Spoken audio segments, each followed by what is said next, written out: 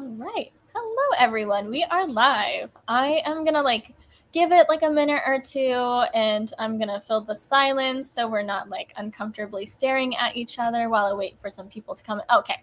We're getting some people in. I always know whenever you get the notification that people are live, it takes them a second to get in. Okay, perfect. We got some besties in the chat.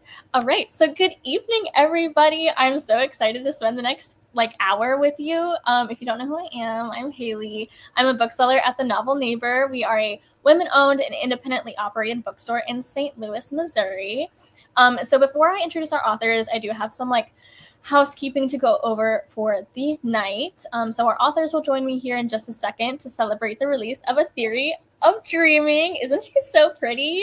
She just came in today, but we're very excited.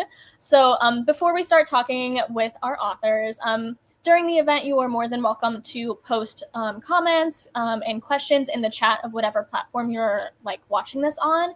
And so at the end of the conversation, we'll have a Q&A, and then we'll go through those questions, and then Ava can answer your questions.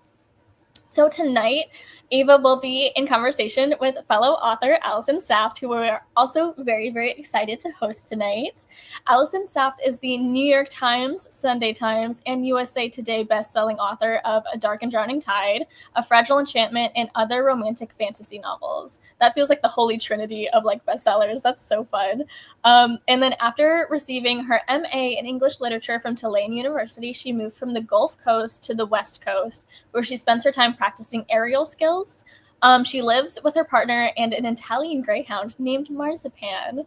All right, and then for our star for the evening, Novel Neighbor bestie, Ava Reid.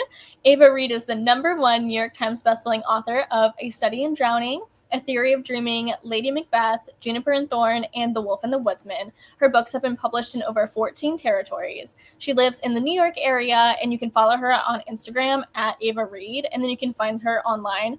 She still has a Tumblr. You can follow her online at tumblr.com/Ava Reid. I think we should have a Tumblr resurgence, recession indicator. But anyway, I could yap to you guys all night, but you guys are all here for one thing and one thing only, and that is Ava and Alison to just go over A Theory in Dreaming. Yay! All right, and I will leave you guys to it. Awesome. Thank you so much, Haley. Hello. Hi. I feel like we were just celebrating the release of Fable, and now here we are again celebrating A Theory of Dreaming. I'm so excited. Which is weird because we never see each other. No, never, ever. Yeah. Well, besides our weekly Tuesday meetings. So we are our Zoom weekly Tuesday meeting. So now we're just having our weekly Tuesday meeting publicly. So to kick things off, for the people who haven't yet read A Theory of Dreaming, can you tell us what it's about? Yes. So A Theory of Dreaming is obviously the sequel to A Study in Drowning. It follows now its dual point of view. So we have Effie's point of view and we also have Preston's point of view. And it picks up right after where A Study in Drowning kind of leaves off. So they're now at the university. Effie is studying literature. Things should be going well. And Preston starts having, this is such a weird way to frame the book for some reason, but he starts having these crazy dreams. And it kind of it's a more, I think, and we can get into this later, it's a more, I think, political book. It's a more in a sense, it's almost darker. We delve into kind of more of the political issues that are, only just briefly touched upon in A Study in Drowning. And we see more of kind of Preston's grief and Effie's depression. I mean, a lot of this book is just about depression. I'm really selling it to you guys right now.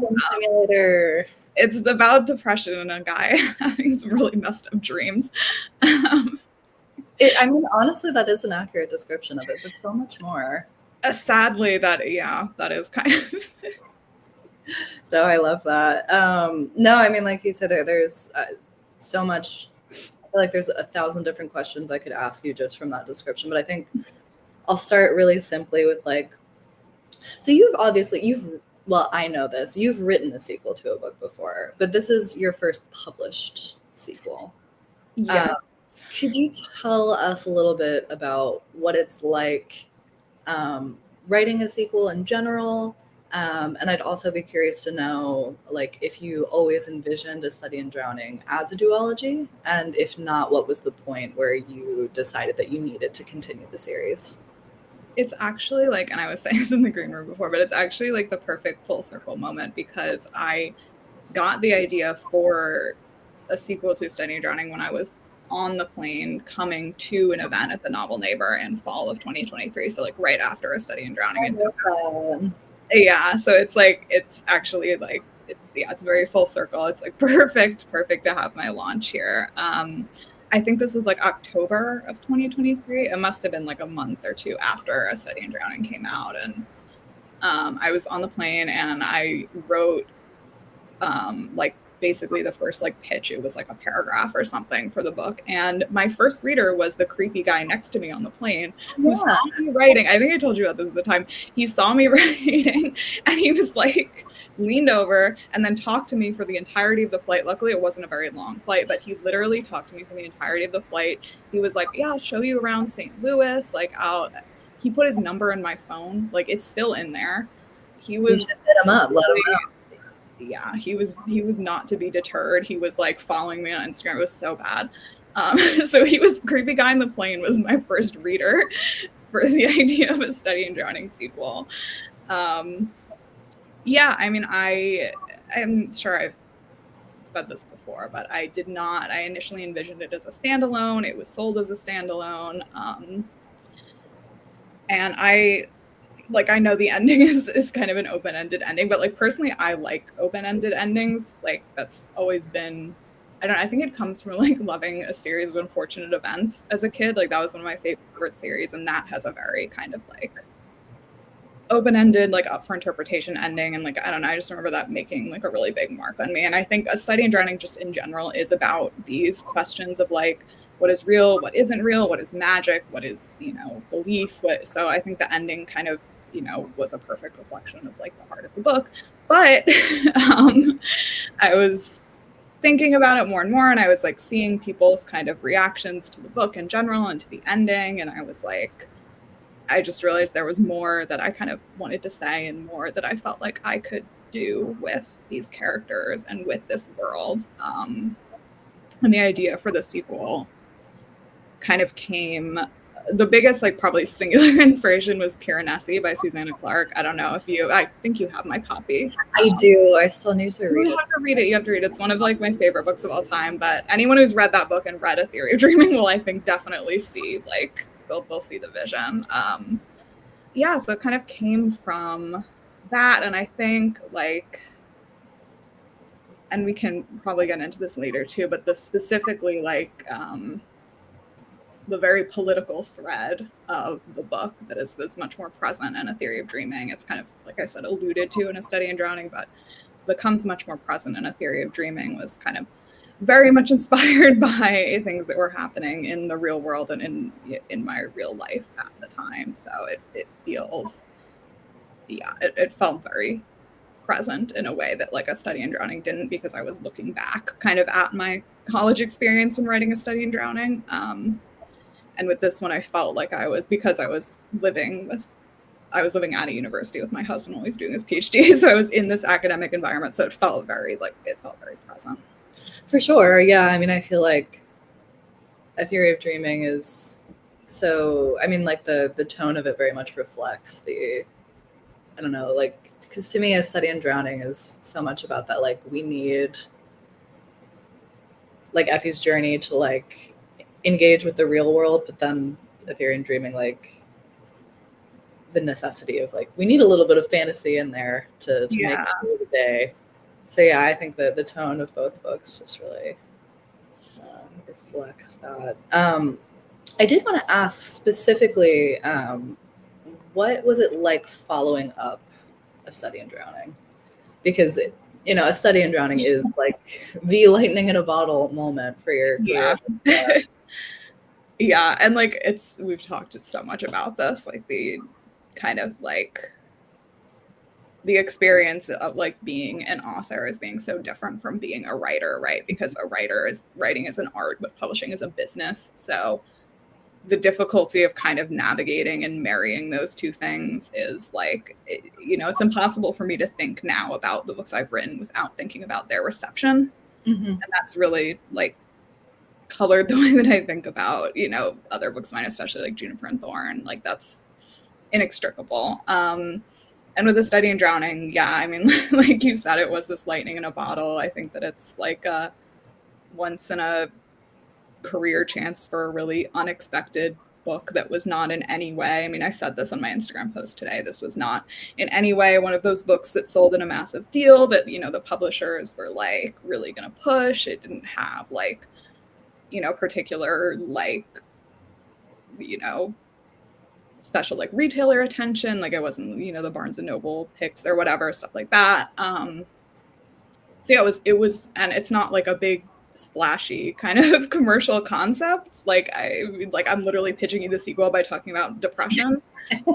So like you can tell this wasn't like the big, it wasn't like a big like the meeting was like, oh yeah, this is what's gonna get them. Yeah, the big blockbuster YA fantasy about depression.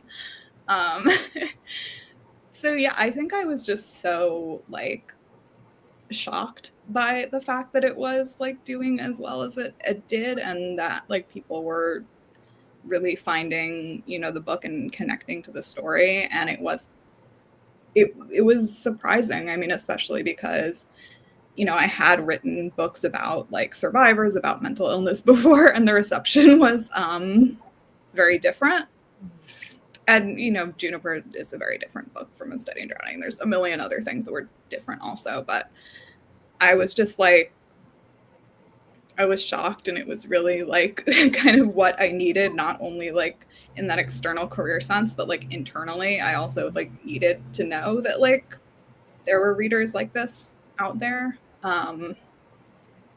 Yeah, so following up, honestly, I know this is going to sound like crazy, but I had like a very easy process of writing A Theory of Dreaming. I think I drafted it in like 6 weeks. Oh, wow. Yeah, I know, which is crazy even for me. Yeah, that's really fast. Yeah, and I wanted to make the deadline also for publishing in summer, because it would already have been like 2 years, and I was like nervous that people were like not going to care. Yeah.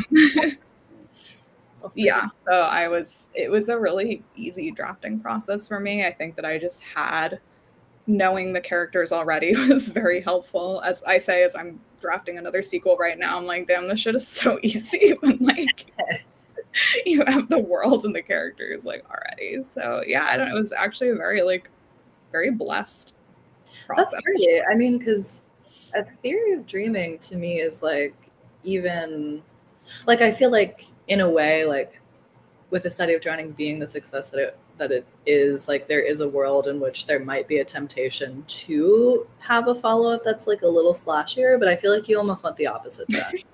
I really did. It's not like engaging, incredible read, but it's just like it's quiet, and it's like very yeah, I mean, it's like, I think even more character driven than the first one. Yeah, I would agree. I think and I think like I do not like look at reviews, and I usually don't even look at like the stuff I'm tagged on Instagram anymore, but some of the stuff I've seen has been like surprised that like this is the follow-up to A Study in Drowning. Right. Like, so you didn't feel like you had to like grapple with what people would have wanted?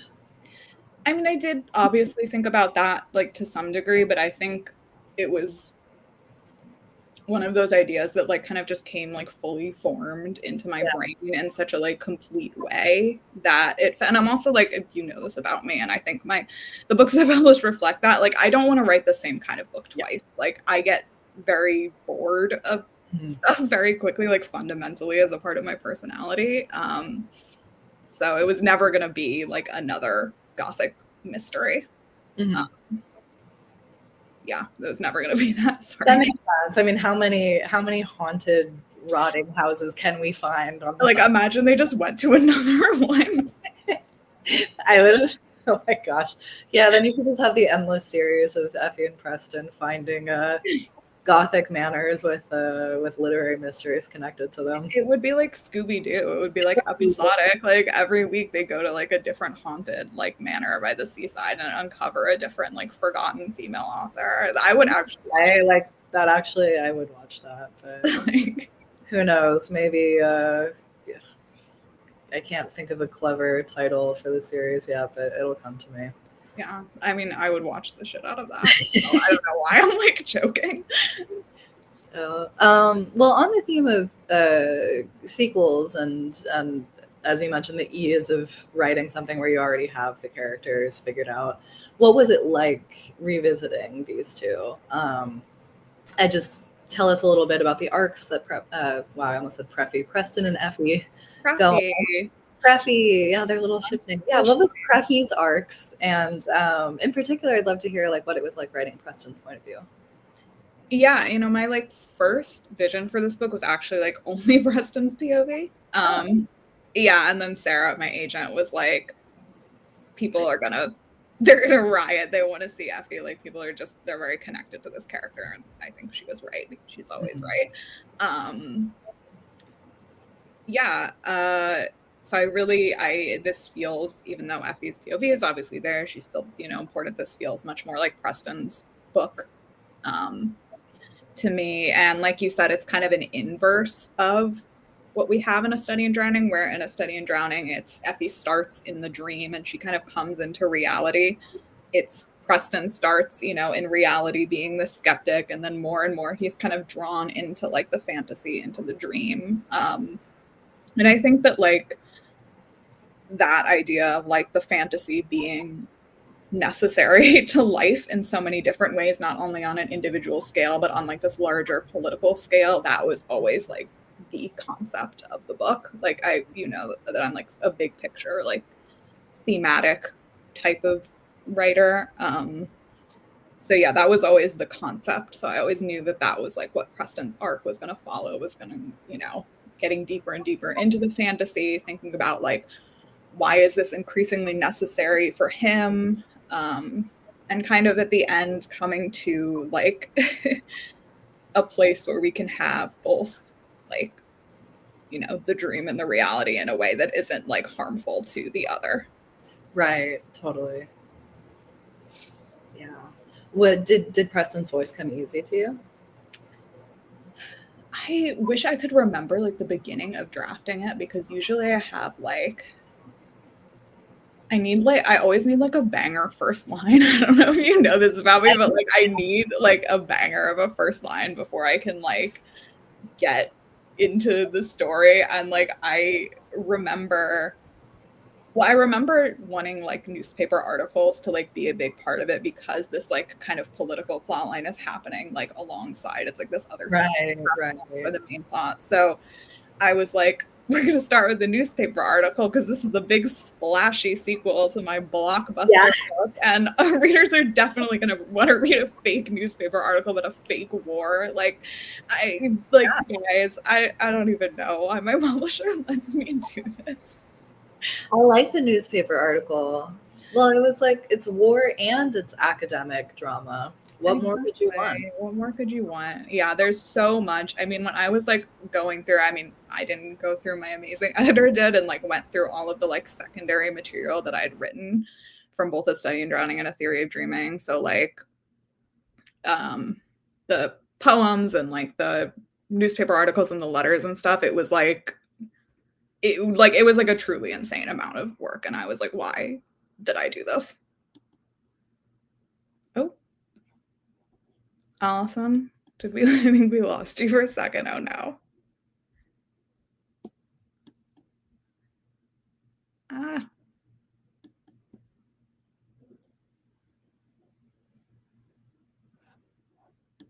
Uh-oh. Hello, I'm back. Okay, I was like, Haley, help. Okay, let me try something. That just made it black. Amazing. Okay, so we're gonna pause for a second. I think there's some like connectivity issues. So while we have a second, I do have a selfish question. In the meantime, Yeah. I love to correlate books with Taylor Swift songs, and I know I asked you this last time whenever you were in St. Louis. But what Taylor Swift song is A Theory of Dreaming? I mean, definitely the prophecy. That's why I use it for like all of my like Instagram posts. It's always the prophecy, but also the lakes, which is like a bonus track from Folklore / Evermore. I love that one. It's so good. Yeah. It's so good. Whenever she dropped that one, she also did like a record store day exclusive of the lakes on like a 7-inch vinyl. Yeah, that is like one that I'm like dying to get in my collection. And I want it so bad. I love that song.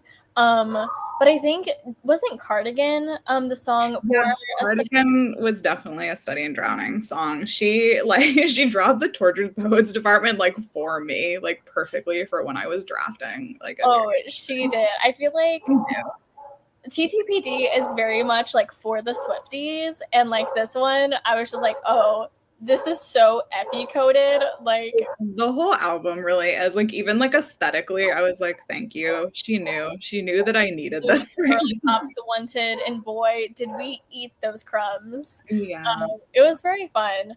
I do have like backup questions, so I also can keep going as we're waiting for Alison to get back in. Not to like derail this whole thing. Yeah, no, go ahead. But it like your books are like so heavily like researched, I feel like, in terms of like folklore and myth. Like what kind of research did you do for A Theory of Dreaming as opposed to like what you did for A Study in Drowning? Sorry, Alison just texted me. She's trying to get back online, so hopefully, yeah, she will appear back soon. Just like arrive. I know. Yeah. I'm like, ugh. Yeah, so for this one, it's mostly like not so much like research as reading like nonfiction, but I was reading like other books because in this, in A Theory of Dreaming, one of the main kind of texts that we deal with is like this kind of foundational like epic poem. So I read like all of Beowulf. Okay, Alison, sorry it derailed. I asked a research question, so we're gonna finish that. So I just started talking about Beowulf. Because Haley asked what kind of research I did. I literally read all of Beowulf, which was awesome. I love Beowulf. Beowulf is great. Yeah, it fucking slaps. I read it. I remember like parts of it in high school, but I never read like the whole thing. So I read all of it. Beowulf slaps. Also read a bunch of Tennyson, who I already really like because he's kind of the inspiration behind his author that we're doing. Why could I not remember the name of the author that I Yeah, so he's inspired by Tennyson. So I read a bunch of Tennyson poetry. To be honest, like I really think that I'm like not good at all at writing poetry. Like so even like the fake poems in like A Study in Drowning and like A Theory of Dreaming are like so hard for me. And especially like in this one because like they had to have like actual meter. Like it was so hard. Yeah, like I'm sorry. Like I have so much respect for like actual poets because it's just so hard. It's really, it is really hard. I had to try to write a sonnet for like some Dark and Drowning Tide bonus content. It was a nightmare, but luckily it like was supposed to be bad. So I was like, that's the thing. Like within A Study in Drowning, I could kind of lean on that because like Murthan is kind of this like he straddles like kind of the commercial and literary divide. So I'm like, it's okay if like these poems kind of suck because like he's based off Dylan Thomas, who's like poems I think like low-key kind of suck. So I'm like, this is actually fine. I'm sorry for the Dylan Thomas slander. Yeah, everyone is. Yeah, we're writing. Imagine chat like popping off because I said I don't know Dylan Thomas. Oh goodness. Well, all right. Let me see. Where even was I? God. Oh yes. My next question. And let's hope my Wi-Fi cooperates for the rest of this talk. He was chewing on the internet cable. Oh my god. So, A Theory of Dreaming is, as we've mentioned, very different in tone and scope from A Study in Drowning. I don't know if I have like an actual like specific question other than like, do you want to talk about like why you kind of went this direction. Like, we touched on it a little bit. I guess, like, specifically, I'm really interested because, like, A Study in Drowning could be like a self-contained narrative.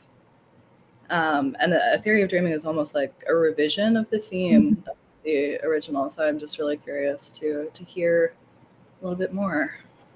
Yeah, I think it was like when I kind of, I mean, like I said, I'll never write like the same book twice just because it's like my personality and I get bored.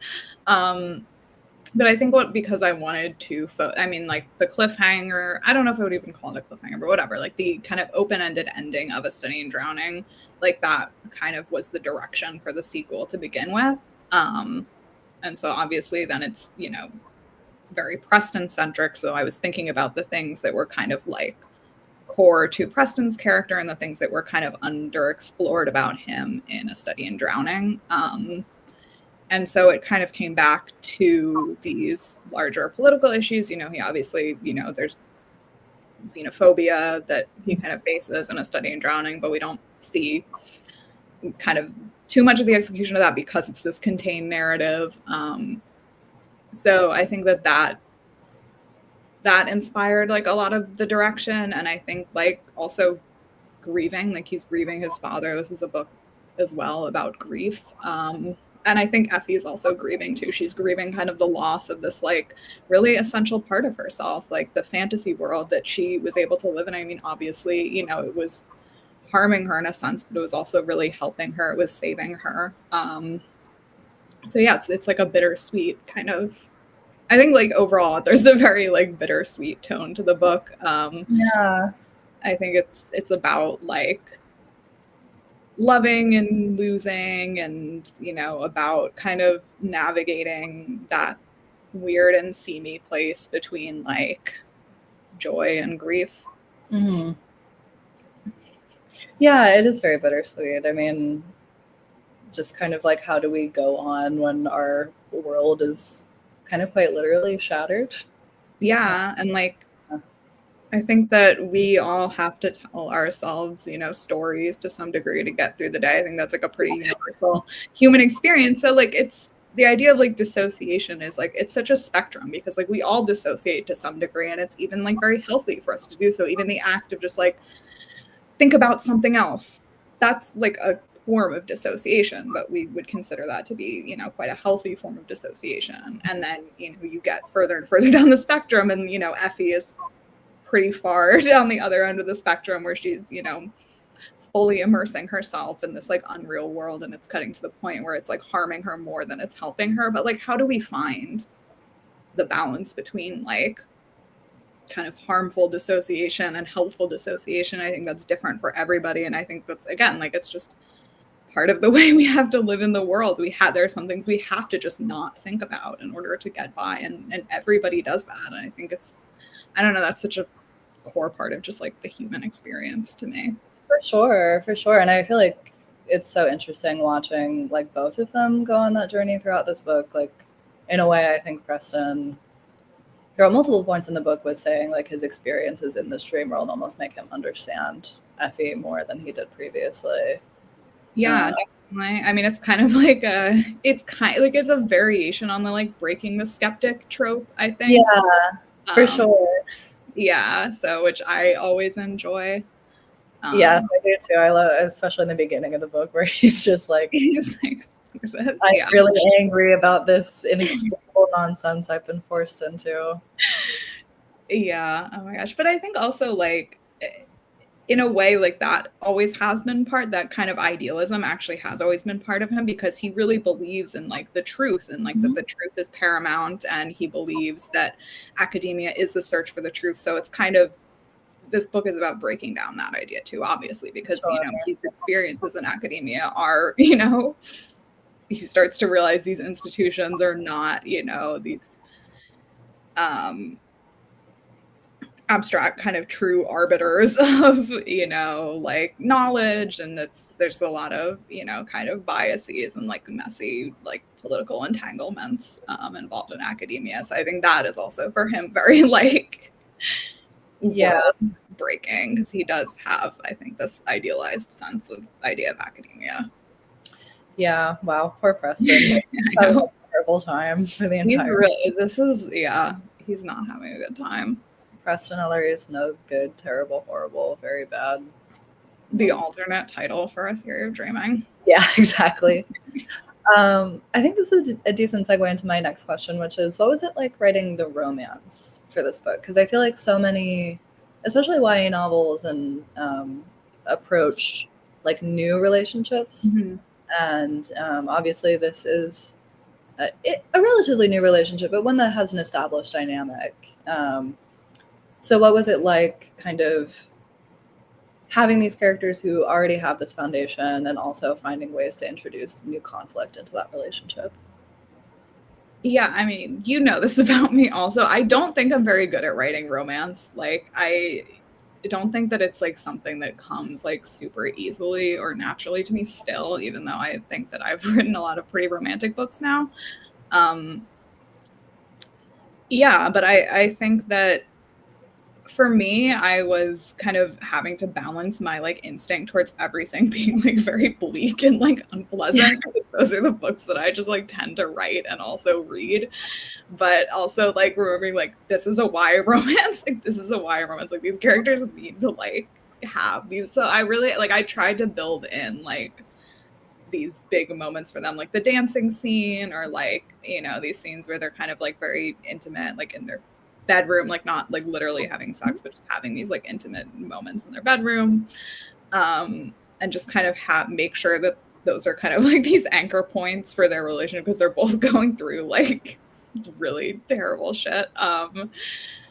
So yeah, I was very much like actively thinking about trying to balance out, you know, the bleak like scenarios that they're both in. And like I think it's especially hard because like, you know, Preston is trying to deal with like being in a relationship with someone who's like very mentally ill. And I think that that's like really difficult, like especially for, you know, canonically like a 20-year-old guy and his first real relationship. So like I wanted to not like, I don't know, like I wanted to show that that is like actually really difficult, and that is really like, I don't know, like I needed to not have it just be like super easy. And I was just talking to to Saint actually about like these kind of arcs about like trauma, and like trauma just being healed by romance, mental illness kind of just being healed by romance. And I feel like that is like such an incredibly common trope, even in books, that people are always like, this is such a good depiction of trauma. And I'm like, yeah, I know what you mean. Yeah, just the healing power of love goes too far. Sometimes I know, I'm like, that's an Alison Saft-ism, but like, no, it's true though. It's true. I mean, I did really appreciate that. Like, and because it's kind of like growth is so, I mean, like as a duology, I mean, I keep coming back to this, but it's like the arc of the first book is such like a step forward for Effie, but it's not like the end point. I feel like it just kind of is like the way the books are structured is like healing can sometimes feel like a huge fucking step back before you can continue forward. Yeah, I love how Alison is like, the healing power of love, and then here comes my miserable ass being like, no. Actually, love doesn't fix everything, but hey, love makes it bearable. Exactly. And I think that's like the kind of the moral of the story is that, I mean, I don't know, I think there's a line in A Theory of Dreaming, like without spoilers, where Effie is like, it's just something to the effect of like, you know, all you can do is try and feel okay for now, and maybe you know, there will always be another pill, another dream, like something else that you're gonna need in the future. But that doesn't mean that, you know, your life is over. Your life is just some you know, miserable slog that you should give up on. Yeah, I don't know. And like I was, you know, trying to be cognizant again about the fact that like this is a YA book, and Must Studying Drowning is my first YA book, and like I really do feel like my YA books feel very different from my adult books, which I don't think can necessarily be said for every author's YA and adult books, if I'm being totally honest. Yeah, so I was cognizant of thinking about like, this is a book about a teenager. Her age is like an essential part of the narrative, and it's something that I want to feel like was written for, actual teenagers and is going to resonate with them. And so I was trying to be a little less like bleak than I ordinarily would be, which is saying a lot because I feel like this book is already like it's a lot. Yeah, I think you threaded the needle perfectly. And I mean, I think speaking of their ages too, like the conflict felt very real to me, and that both of them are just not wanting to like burden the other one. I don't know. It's just it felt like very realistic to me. I appreciate Preston in particular because I'm one of those people who like I don't really care about other people's like literal dreams all that much. And it's like a joke that James and I have, like where every time we wake up in the morning, we're like, fine, you can tell me about your dreams. And then it's like, all right, it's my turn to tell you about the dream that's like so boring to you and like you don't care about it all, but it's like reciprocal. Yeah, so I appreciate Preston is like, I'm not even gonna bother telling Effie about these crazy dreams that I'm having. I'm gonna deal with that on my own. Oh, so funny. Okay, I think, oh my goodness, we're cruising along here with time. I probably have time for a couple more questions before we open it up to the audience. So let's talk about some of the new side characters in the book. Yeah. I love Lotto, unsurprisingly. But yeah, what was, like, tell us who they are, what. Yeah, we have Lotto, who's my flop son. He's Preston's roommate. I just wanted to create a character that was kind of the antithesis of Preston, where he's like, he's like the most privileged possible person you could imagine. I mean, he's literally like part of the nobility. His father is an earl. And because of that, he really doesn't feel like he needs to commit himself academically. We'll just say he's kind of like the ne'er-do-well, like prodigal son. And Preston has this kind of like fraternal, like brotherly relationship with him. And I think this also is like, kind of ties into Preston's like, feeling like a caretaker of so many people and kind of, struggling with that. And so that's Lotto. He's my flop son. And we have some new like villainous characters, I guess I would say, like Master Goss. He's technically in like one scene of A Study in Drowning. Yeah, like I think at the end when she's like talking to the dean. So I think he's like technically in one scene, but he's kind of like the villain-ish. Like I would call him the villain. He's Preston's advisor. He's kind of like a very eccentric academic who is, I always like find the idea of like an evil professor or really like an evil academic professor like a really funny villain archetype. I don't know why, but it's just like I think like being and like immersed in the world of academia as much as I have, it's like just really funny to envision the actual people that I see being like super sinister and evil. Like for the most part, they're just like eccentrics who can't like what do you do? And like they're just like so, and this is something that Possession, the A.S. Bio book that I read because of you, gets so right, is that like there's like someone in the world who is like obsessed with the smallest thing ever, and that is their entire life, and they would like basically die for it, and there's like 6 other people in the world who care about this thing even a little bit. Yep. like that's like the essential experience of academia. So Goss he's a Merthin scholar, but he's also just he's like the head of essentially like the English department. So he's a very respected scholar, but he's also like pretty eccentric, and he kind of starts to get, interested and immersed in like kind of the magical aspects of the world into like this kind of dream world. So he's kind of guiding Preston and kind of, provoking him into that, and they develop kind of an adversarial relationship because of that. But Preston also feels like he can't like straight up, he can't, resist what Goss is telling him to do, because Preston's own position at the university is very precarious because he's the only Argantian student there. So yeah, that's Master Goss, and then we have some other like villainous rich people. Yes, the best kind. Yeah, Southey, he's another student who's very like vocally kind of nativist, basically, and he's kind of like low-key bullying Preston, I guess. Like, yeah, Goss. Oh my god, I wrote Goss because my husband was TAing. Preston is TAing a class in this book. He was TAing this class with this professor who was just like not doing any work and like not showing up to any class. And this was like, he was teaching. It was like, it was too real. Yeah. Yeah. Goss is a very. I love that all the side characters are just like making Preston's life difficult in various ways. It's like his rogues gallery. It really is my favorite. I do love all the scenes with Preston Lotto, and he's like, dude, please do your homework. I'm asking so nicely. I'm literally begging you. There's you to do your homework. In an archive of romance, I wrote out the full letter that Lotto sends to his dad with like Preston's annotations. I love that. That's so cute. Yeah, so I'm excited for everyone to see that. Okay, I'm very excited.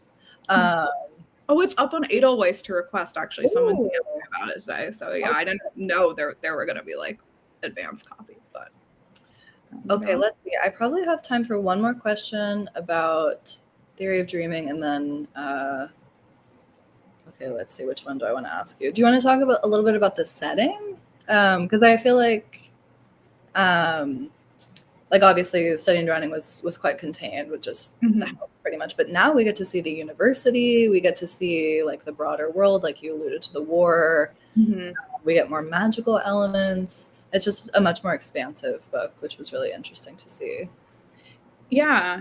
I mean, I think that was like kind of necessary with the sequel at the same time. I'm like, like we were saying, like how many haunted can there be? Yeah, and now it's like there are always like really annoying people like in my comments being like, Studying Drowning isn't a dark academia book because like it's not actually at school. I'm like, well, now it is. I was raised on Tumblr. Trust me when I say I know what dark academia is. Yeah, I mean, I think that that's such a silly thing to say, but yeah, but now no one can say this is not a true dark academia novel because we're at school. The entire book takes place at the university. And yeah, I mean, I was living obviously with my husband who was doing his PhD at the time that I was writing this, and I was feeling I was literally physically living there on the campus too, so I felt like it was also like at like a moment politically, like academia is very interesting in the sense that like it can actually be quite conservative and it can have like values that seem quite at odds with like the concept of like academia itself as like a pursuit of knowledge and learning. And I think that kind of like hypocrisy was really affecting me. I was really like feeling that as there was like this very like real and literal like persecution of like people with progressive viewpoints at the universities. It was like so fraught, professors were getting like fired and people were getting like, yeah, I mean it was like real genuine like censorship of ideas, and that was, I think, as much as Piranesi, that like kind of the political moment was also like a big inspiration for the setting. And I went to Columbia for my undergrad, which low-key feels like saying, like today feels like saying you were like part of the Hitler Youth. It's very like embarrassing. So, the whole like kind of everything that was going on like there politically as well, felt very like close to home. And I think Columbia is a great example of an institution that is like so incredibly hypocritical in its history with like protest movements and kind of faux progressivism. Like, how do you have Edward Said as part of your faculty and then you're also like calling in the NYPD to arrest your students for protesting? Like it's just this inherently very like hypocritical like legacy. And I think that is so much of the heart of A Theory of Dreaming as well. Absolutely. Yeah. I mean, we had chatted a little bit about this before, but I mean, Preston's arc in particular is just so much about the like universities caving to political agendas and selling out their students. And it's a very timely and difficult read at times. But yeah, I think it's one of those things where like I don't know if you would necessarily like connect it, but I think once you see the connection, it's like very obvious. I mean, it's obvious, I think. Yeah, like when, Southey is talking about how you need to like protect your students, blah, blah, like that was like a refrain that I kept hearing like in real life. Right. Oh, you need to protect students, and it's obviously, protections at the cost of, civil liberties and freedoms is always this kind of like right, and protection for only a certain type of student. Exactly. So that was all. I'm really doing such a good job of selling you guys on this book. No, it's so good, y'all. I love it. I loved it. I cried tears, real actual tears. So I guess before we open it up to audience questions, I will just ask you the requisite, what's next for you? Obviously, we have Archive coming out and Inamorata, but if there's anything else you want to shout out, now's your time. Yeah, so Archive is coming out in December. That's the novella that's kind of, I guess it's set in the world of A Study in Drowning. It follows Effie and Preston, but it's mostly kind of like a collation of the materials that we've seen in A Study in Drowning and A Theory of Dreaming. So you get, kind of Preston's POV of certain moments. You get these expanded poems, more excerpts from the books. And then the final third of Archive is this new content, like actual new content. And then Inamorata, my next adult novel, is coming March 17th. I'm so excited about it. It is a strange gothic grimdark fantasy. This one is for the Juniper girlies, all 7 Juniper and Thorn fans. Thank you. And then I will hopefully, if we can make this work, have my next YA novel coming in fall of 2026, which, Alison, you've been reading.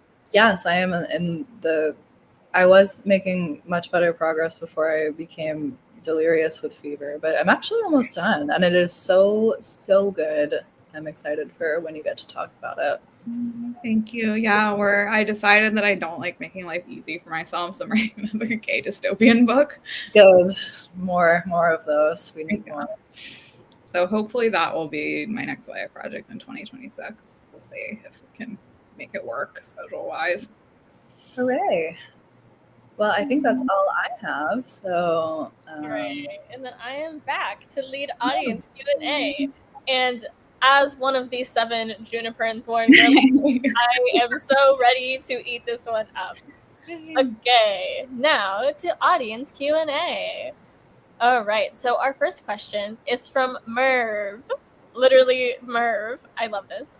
So it occurred to me that the drowning in A Study in Drowning kind of hints at climate change and the rising of the oceans. Considering the themes in Fable as well, I was wondering if that was intentional.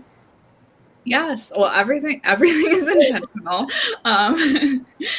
Yeah, it was very much. I mean, this is something that I care about a lot as a human that lives on this earth and would like to continue existing on this earth. I mean, I wrote about it a little bit in my author's note for Fable, but when I was in high school, I'm from the New York area, and when I was in high school, Hurricane Sandy hit, and my like town and kind of the areas were hit very, very hard. So kind of these like very like visceral memories I have of like, the streets being totally flooded, people being trapped in their homes, like my neighbors like floating on like on air mattresses down the street, and like cars just like floating the street. Like the National Guard had to come in, so there were like tanks rolling through the town, and like, it was I don't know. And then I lived in California for 6 years, which is like another type of climate dystopian hell.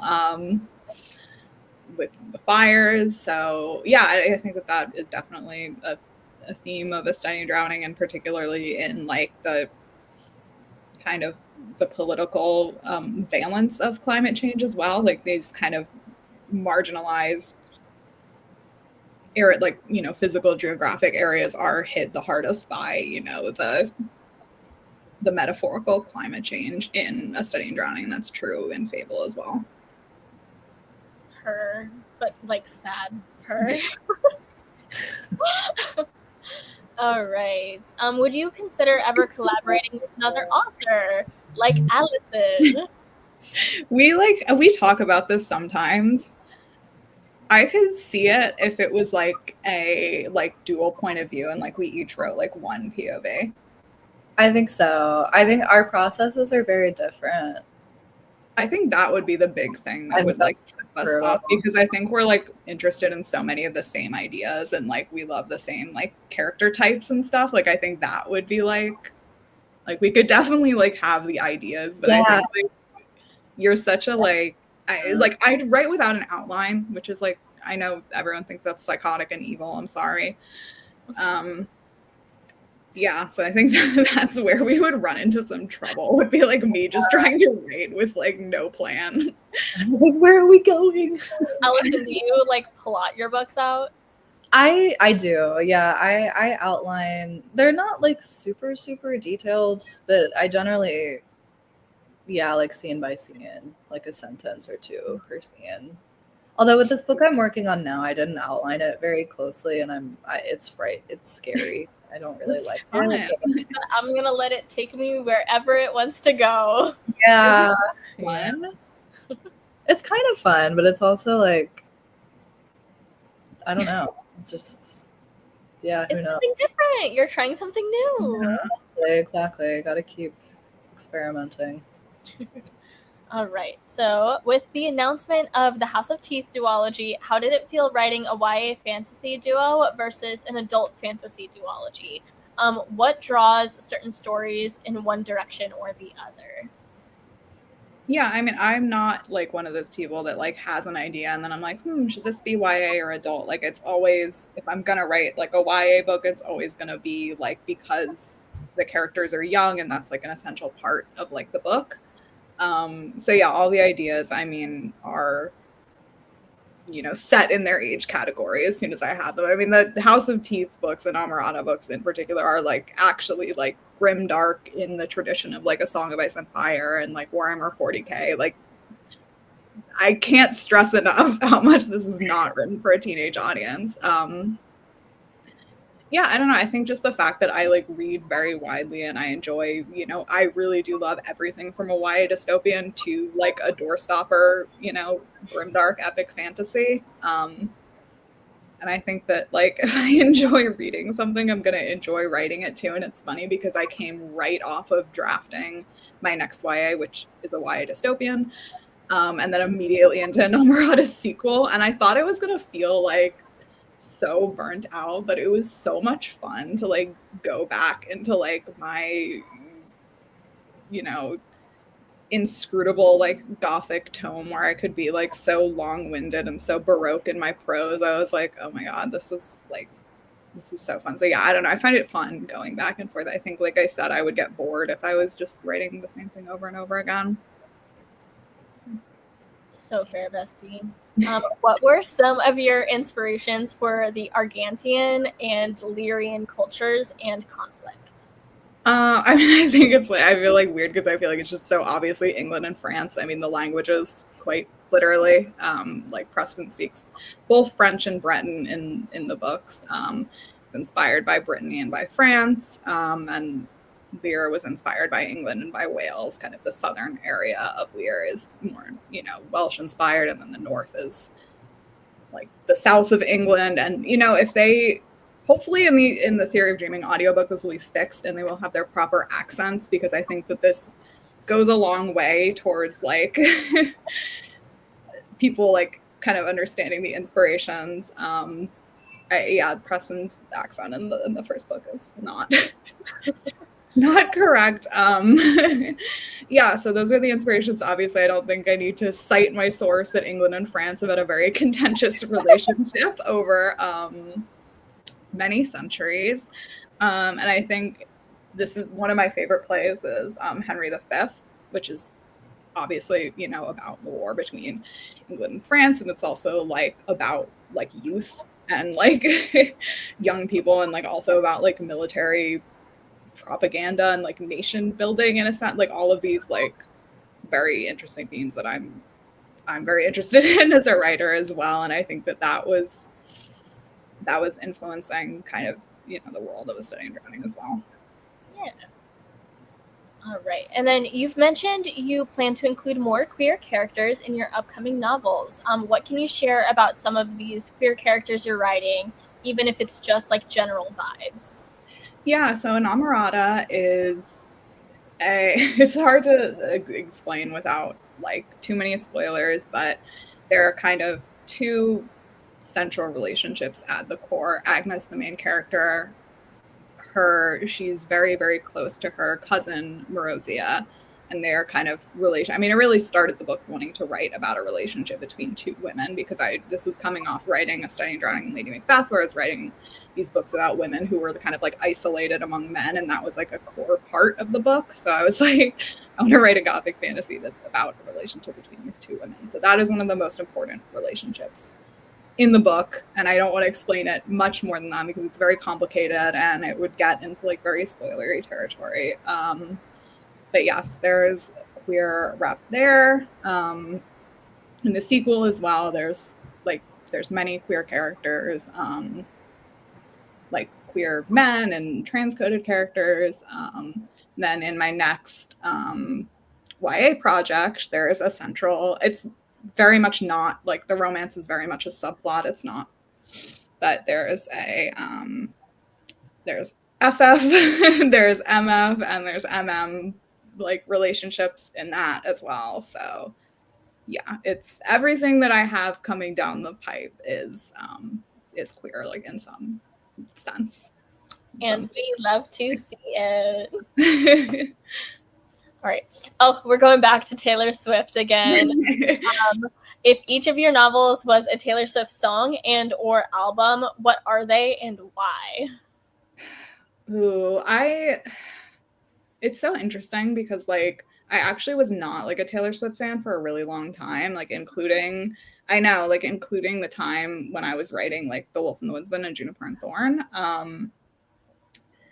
So I think I don't really have like songs for that in mind, but for Lady Macbeth, I listened to the Albatross like a ton when I was like, that's very like Roskilde coded, I feel like. Mm-hmm.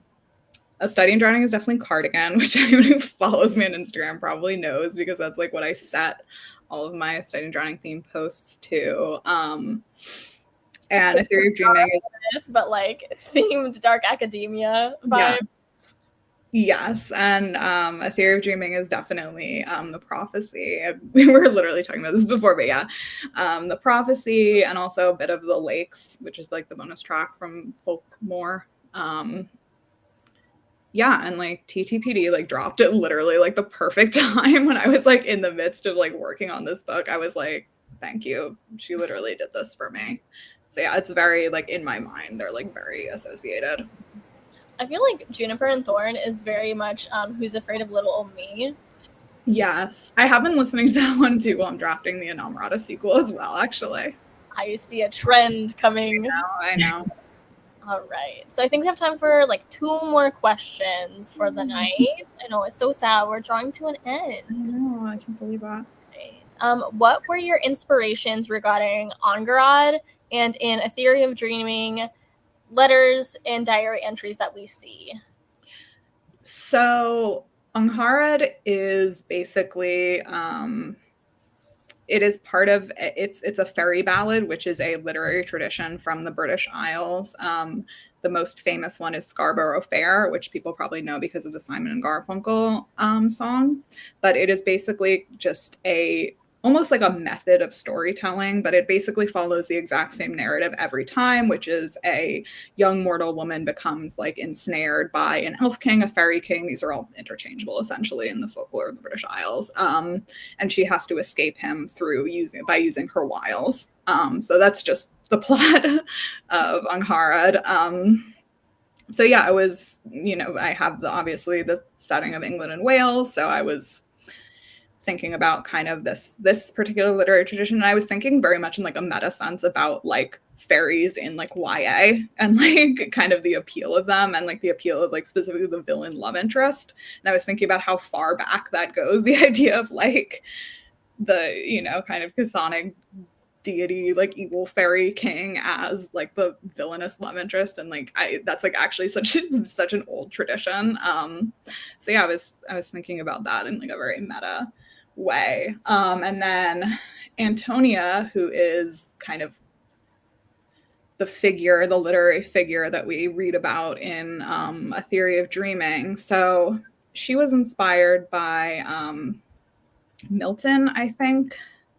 Had a daughter, and she actually was his amanuensis. So she was the one who was writing out his manuscripts essentially. And this has only recently kind of even become a thing that is like discussed at all, is like, you know, what was this relationship kind of like should she be kind of acknowledged or credited in some sense? Like it's kind of this like interesting, like ethical, almost gray area. And she was also inspired by like on Hard, she was inspired a bit by Mary Shelley. There's actually one, like, just know that like I am the #1 Mary Shelley fan like in the world. Like I have read, this is probably the least surprising Ava Reid fact ever. I have read every single, and I'm not joking, I've read every single piece of writing and correspondence that she wrote in her life that we have access to. So yeah, there's one letter in particular of Antonia's that we read that is inspired by one particular letter of Mary Shelley's, because we have like almost all of the correspondence from her life, which is very cool.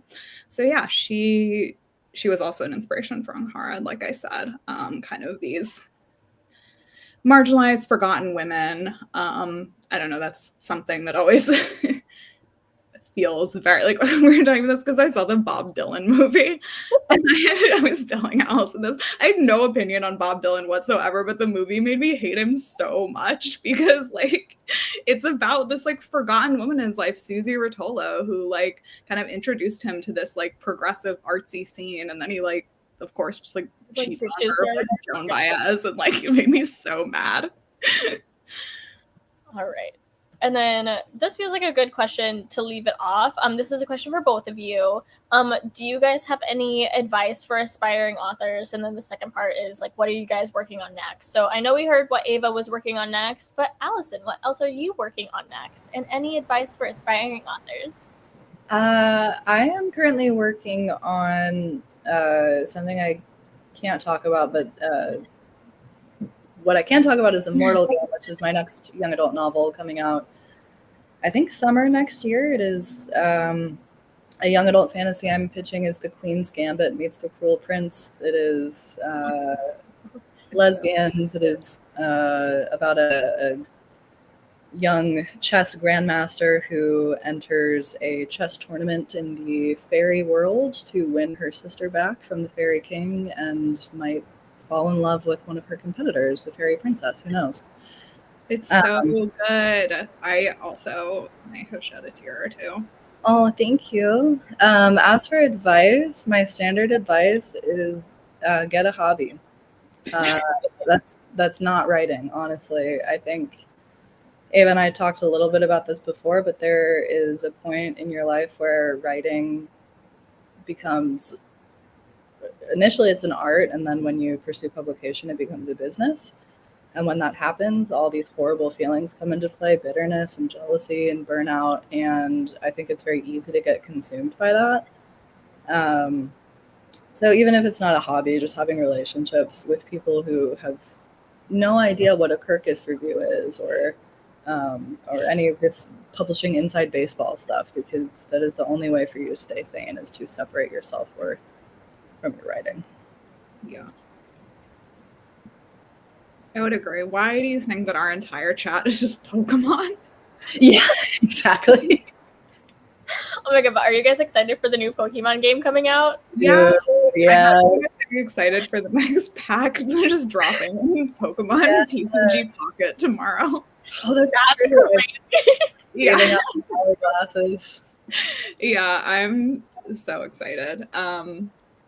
Yeah, I would definitely second the getting a hobby that is totally unrelated to writing. Definitely very, very important for your mental. But I think just like in terms of the craft of writing, I would say like the only thing that is really been like helpful or like constructive in a sense for me is just reading and like figuring out what you like to read and what you don't like to read. And like you don't necessarily have to think about it as like in such a like structured way, like read a book and be like, well, I like this or I didn't like this, but like these things just kind of, you know, build in you kind of unconsciously, and you'll learn, you know, what your instincts are, you know, for the literature that you enjoy. And I think that it's like, I don't know, the joy of like, to me more and more, like the joy of like being a creative is like following in the footsteps of so many other creatives. And like, it's so wonderful to like be a writer and then like to read something and it just like feels like it's so, I don't know, like it just like sets your soul on fire, and it's like so like amazing and inspiring. And then like taking that and like making your own, kind of doing something of your own is like, I don't know, like it's such a good feeling that, I don't know, like I would just encourage like appreciating the work of others is like such a core part. And like keeping your sanity too. I think like you said, there's so much of the like jealousy and bitterness. Like I would really recommend like developing a like not contentious relationship with like the idea of like another artist. Mhm. Wow, that's so inspiring. I'm just sitting over here and I'm like, whoa, I love this for us. But anyway, time flies when you're having fun and talking about mental illness. Unfortunately, this is all the time we have. Thank you guys so much for tuning in for the launch event virtually for A Theory in Dreaming. If you haven't pre-ordered your copy, which is crazy, by the way, no worries. Novel Neighbor can hook a girly pop up. We do know how to use the mail, so I would like love to personally ship you one of these books, including Alison's books. So if you're like on our website and you're like, ooh, pretty deluxe edition, great news. We have the pretty deluxe edition and Alison's books, and I would love to put them all together for you and write you a little handwritten note saying thank you because you guys are so nice. Because we know how to use the mail. So we would love to send you that. It is available over at thenovelneighbor.com. And I want to thank Ava and Alison for spending your lunch day with us. Thank you so much for having me. Like I said, this was like the perfect full circle moment because I, you know, thought of the idea on the plane, and you literally drove me to the airport, and we got McDonald's at the drive. That event was we were like, let's go to like Wendy's, and Wendy's was like closed. We were like, next closest place, McDonald's. That whole thing was so stuff. Not the event. The event was great, but like my publicist just like did not care or know what she was doing. So there were just no arrangements. This is not the publicist I have now, but that was ahead of the time. Just first like, publicist did not care and like did not know what she was doing. So it was like. But it was like a fun, silly, goofy time. It was so fun. I'm glad I had the chance to get chicken nuggets with you. Listen, it was a vibe. We'd love to do it again. Love to do this again. But thank you guys so much for tuning in. Good night. Thanks. Bye.